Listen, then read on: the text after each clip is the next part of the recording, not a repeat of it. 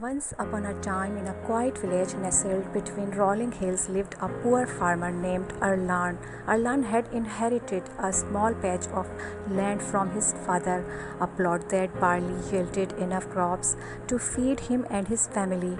Despite his hard work, the soil seemed reluctant to give back, and every year he prayed for better fortune.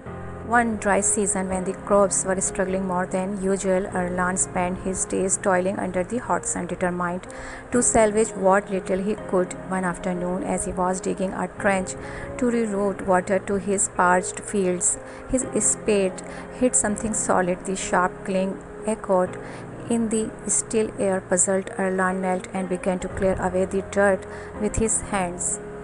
To his amazement, buried beneath the surface was a chest, heavy, old, and covered in rust. His heart raced. He pried it open with a crowbar, and inside his eyes widened in disbelief. The chest was filled with gold coins, gleaming even in the dim light of the fading day. For a moment, he sat back, overwhelmed. This discovery could change his life and the lives of his children. He could expand his farm, buy better tools, and no longer worry about the next season. But as he stared at the gold, a strange unease settled over him. He had never been a wealthy man, nor had he ever sought riches. His simple life, though hard, had always been enough.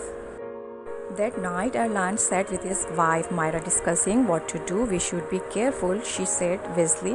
"God can bring fortune, but it can also bring greed and trouble." Erland nodded, knowing her words were true, so they decided to take only what they needed for now and leave the rest hidden. They used a portion of the gold to buy seeds and repair their tools. Slowly, their farm began to thrive, the soil rich with new life, but they told no one of the treasure, living humbly and sharing what they could with their neighbors. Over time, their quiet generosity was noticed. When a bad harvest struck the village, Erlan and Mila shared their surplus with others, though their wealth grew. They continued to work alongside their fellow farmers, always mindful of the lesson the gold had taught them, that true wealth was not in the chests buried beneath the earth, but in the bonds they built with their community. And so Arlan lived out his days as a man no longer poor in spirit or in wealth, but richer than he ever imagined, not because of the gold he found in his fields, but because of the love and respect he earned in his village. From this story, we learned how we can make ourselves rich without greed.